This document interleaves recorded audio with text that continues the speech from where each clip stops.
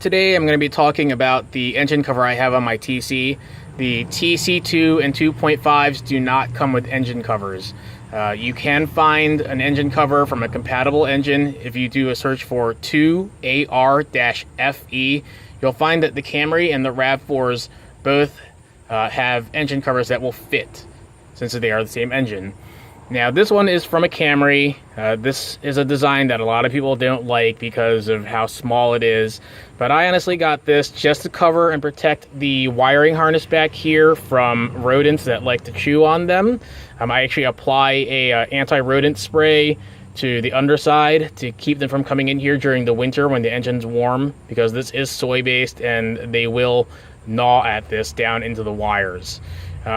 The one issue though is when you do install it, normally this gap here that you would expect to be there is not there, and the engine cover will actually touch the bottom of the strut bar, and you can see a little bit of wear from where it was rubbing on here before I did my modification.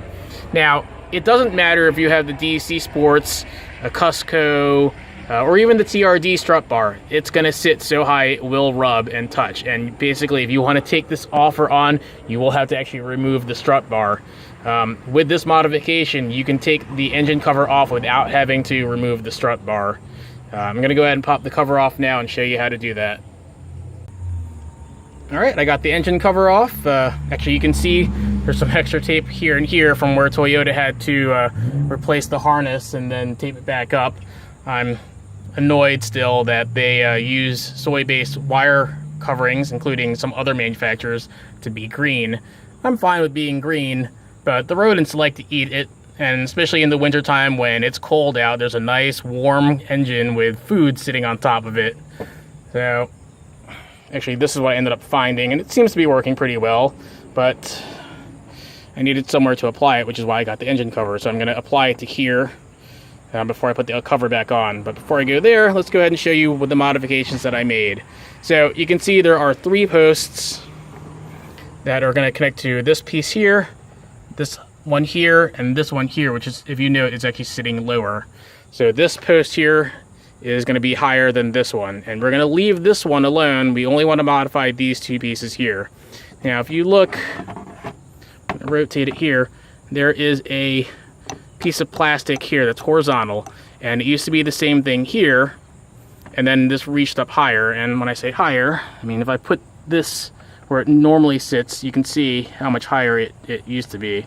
So I basically took a Dremel, cut it off at the first horizontal piece here, drilled a hole to be the right diameter to fit this recessed area here, and then made a slot. Make the slot just large enough to get this in with some force, because you don't want to have it be loose and then have it come out by accident and fall somewhere in the engine bay. You're going to do the same thing on the other side. It's only going to have the one horizontal piece that you're going to cut down to, again, because this is going to be shorter than this one. And then once you get that done, you can slide it in. I won't be able to do it with one hand because I did make this tight.